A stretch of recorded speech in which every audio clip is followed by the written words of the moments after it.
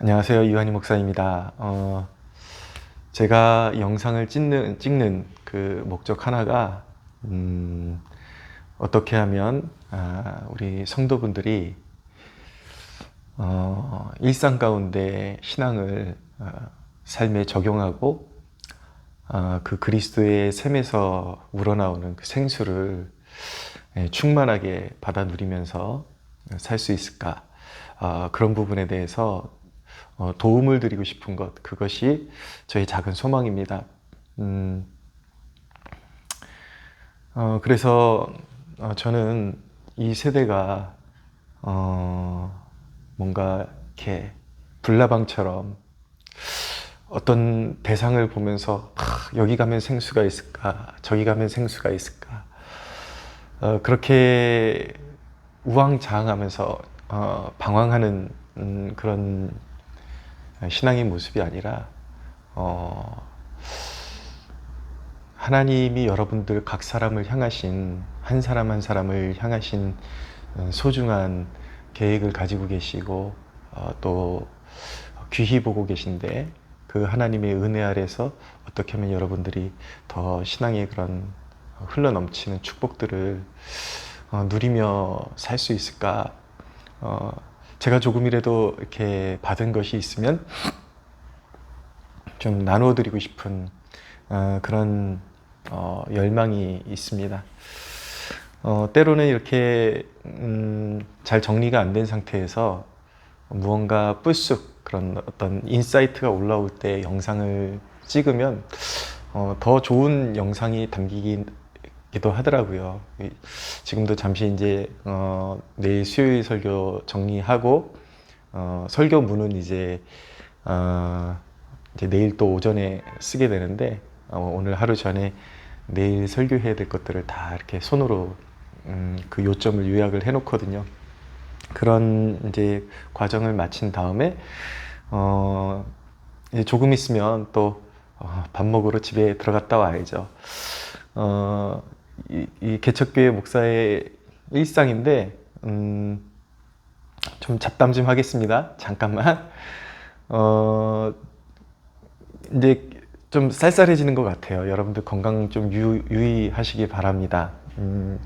저희 교회가 제가 이렇게 인테리어를 하면서 겨를이 없이 그냥 막 급하게 하다 보니까, 또 이렇게 어떤 인테리어에 대한 기초 지식도 없다 보니까 단열을 까먹었어요. 이 건물이 굉장히 오래된 건물인데, 단열을 전혀 안 했더니 여름에는 그냥 뭐 에어컨 틀고 그런 대로 이제 살만한데, 아직까지는 제 개별적인 뭐 사무실이 없으니까 제가 이 안에서 모든 활동을 다 할 수 있도록 그렇게 머리를 썼거든요. 그래서 이전에 여기 옮기기 전에 작은 공간에서 이제 교회를 이렇게 섬겨 보니까, 작은 공간에다가 뭐 식당 공간 자르고 뭐 사무실 자르고 이러니까 작은 게 또 작아지고 되게 효율적이지 못하더라고요. 그래서 여기 와서는 아예 그냥, 어차피 제가 이곳을 사무실 겸 다 사용하고 주중에 여기서 보내야 되니까,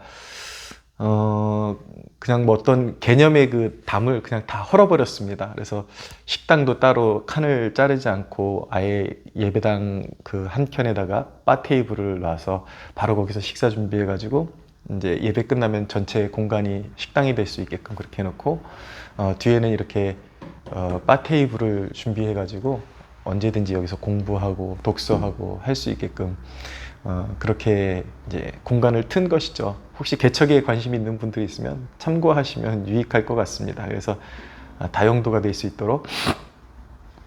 근데 이제 문제는 겨울이 다가오는데, 겨울엔 여기 단열이 안 돼가지고 막 추위를 막 이겨내야 합니다. 막 덜덜덜덜.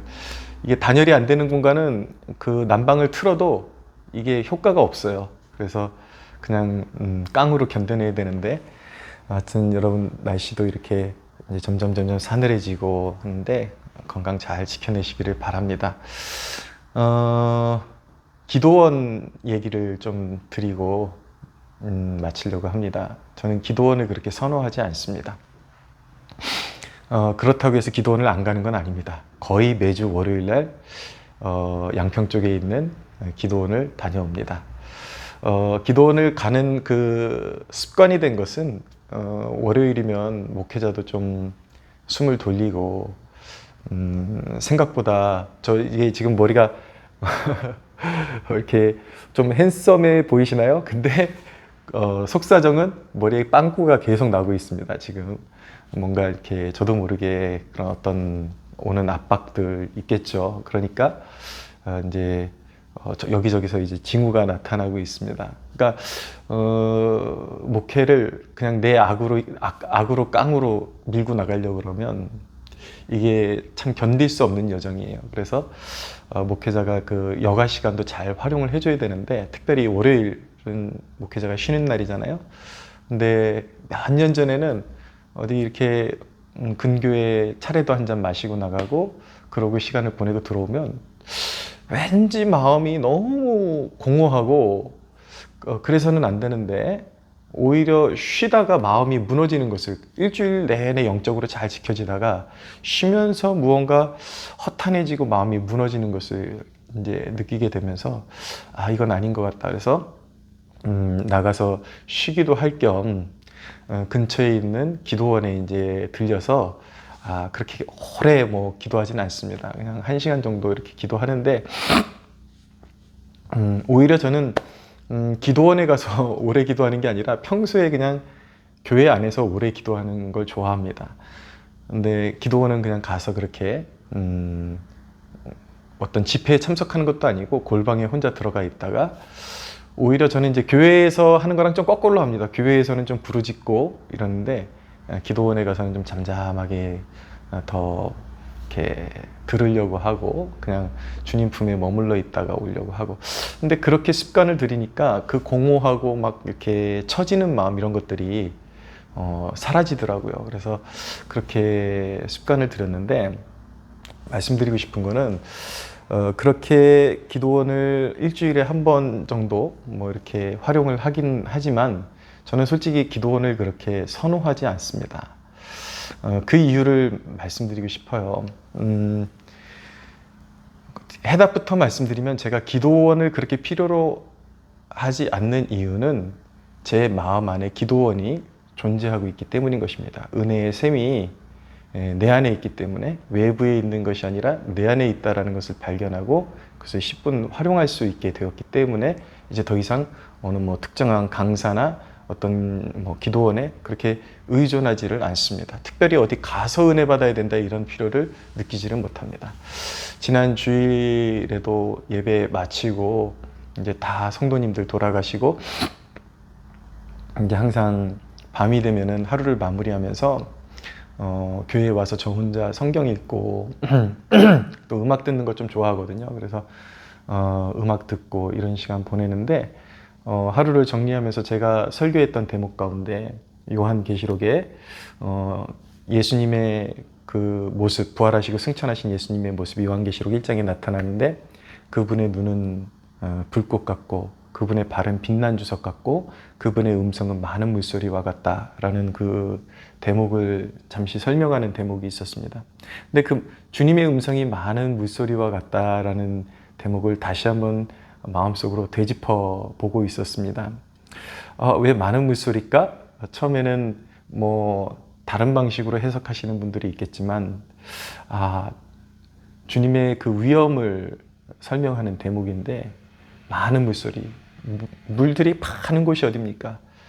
창이란 바다, 그 바다가 한번 성나서 확 파도를 일으키고 해일을 일으키면, 여러분들 그 예전에 제가 남해 쪽에 갔다가 이 도시 사람이 그 바다가 흉흉하게 막 술렁이고 막 몰아치는 소리를 들으니까 막 마음이 얼마나 막 이렇게 쪼그라드는지요. 너무 무섭더라고요. 그런 그 장면을 제가 보면서, 많은 물소리라는 것이, 주님의 음성이 이 온 세상에 두렵게 하는 이 바다의 그런 파도 소리보다 훨씬 위험 있고 능력 있는 소리구나, 온 세계를 호령하시는 음성을 가지고 계시구나라는 것을 체감적으로 느낄 수가 있었습니다. 근데 거기에 더해서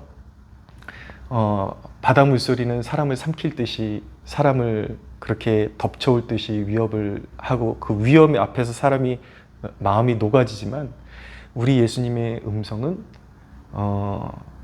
크지 않은 듯, 외치지 않는 듯, 소리치지 않는 듯 하지만, 그 흉흉한 바다와 해일을 바다야 잠잠하라 라고 말씀하시면 그 바다가 쥐죽은 듯이 잠잠해지는 권위 있는 음성이라는 것을 묵상하고 있을 때에, 그 대목을 묵상하는데 그 순간 주님의 임재가 너무 깊이 제 안에 몰려오면서, 제가 그 전율에 한동안 몸을 추스리지를 못하고 꼼짝없이 그 임재 가운데 붙잡혀가지고 수분의 시간을 보냈는데, 그 임재가 너무나도 달콤하고 감미로운 거예요.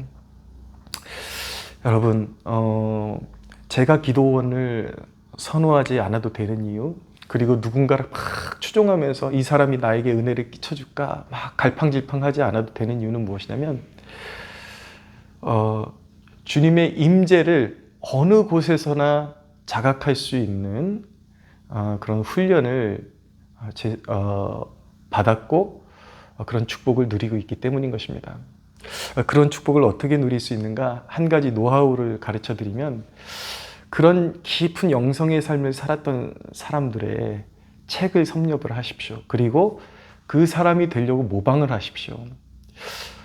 사람들의 문제는 무엇이냐면, 그런 좋은 책을 읽고 나서 아무런 대가를 치르지 않고, 좋다, 나도 이 사람처럼 살았으면 좋겠다, 바람은 있지만 그 사람과 동일한 대가는 치르지 않습니다. 그게 문제인 거예요. 우물을 계속 파야 되고 대가를 지불을 해야 되는데, 그 사람처럼 되려면 그 사람이 했던 그 대가를 동일하게 지불해야 되는 것이죠. 그래서 깊은 주님과의 그 교제와 그 영성의 삶을 누렸던 그 사람이 지불했던 그 대가를 똑같이 지불해야 되는 것입니다. 저는 잔느 기용이라는 여인의 그런 영성사를 되게 좋아하고, 그런데 이게 뭐 신학 진영에 따라서 뭐 잔느 기용을 좀 배척하는 사람들도 있고, 근데 현대의 칼빈주의자 중에 폴 워셔라는 사람도 최근에 그 하나님의 깊은 임재를 맛보고 하는 얘기를 조합해 보면 원리는 똑같아요. 예. 원리는 똑같습니다. 무엇이냐면, 하나님께서 사모하는 영혼, 갈급한 영혼에게 주님께서 그 생수를 주실 줄로, 성령으로 말미암은 그 목마름을 해결해 주시는 생수를 주실 줄로 믿고, 주실 때까지 그 약속을 믿고 그 약속을 구하면서, 그 생수를 구하면서 주님 앞에 머무르는 것이죠. 폴 워셔도 잔느 기용도 원리는 똑같습니다. 그 임재가 느껴질 때까지 자리를 떠나지 않는 거예요. 수없이 무릎 꿇고 주님 앞에 머무르는 연습을 하는 거죠.